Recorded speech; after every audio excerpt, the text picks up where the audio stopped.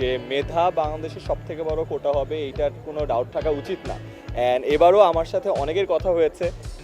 অবশেষে কোটা আন্দোলন নিয়ে মুখ খুললেন আইমান সাদিক এবং তিনি বলেন, সেন্ট্রালি কারোর সাথে ওইভাবে আমার কোনো বৈঠক হয়নি বা কথাবার্তা হয়নি, বাট আলাদা আলাদাভাবে আমি প্রচুর এবং তিনি আরও বলেন প্রত্যেক ইউনিভার্সিটি এবং স্টুডেন্টের সাথে তার যোগাযোগ রয়েছে। ইউনিভার্সিটির সাথে কানেক্টেড, প্রচুর ইউনিভার্সিটিতে রেগুলারলি যাওয়া হয়, স্টুডেন্টদের সাথে কথা বলা। বাংলাদেশে মেধা হবে সবথেকে বড় কোটা, এটাতে আমার কোনো ডাউট নাই।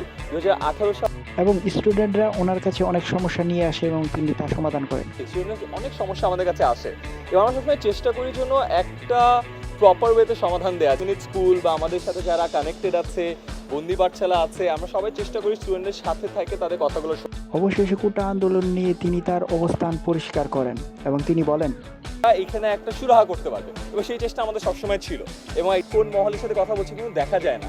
তবে এত করে তিনি তার অবস্থান পরিষ্কার করায় অনেকে তাকে সুবিধাবাদী লোক বলছেন। আমি এই সাথে কথা বলছি, এই সচিবের সাথে কথা বলছি, এর সাথে কথা বলছি, তাহলে ব্যাপারটা অনেক ফানি হয়ে যাবে।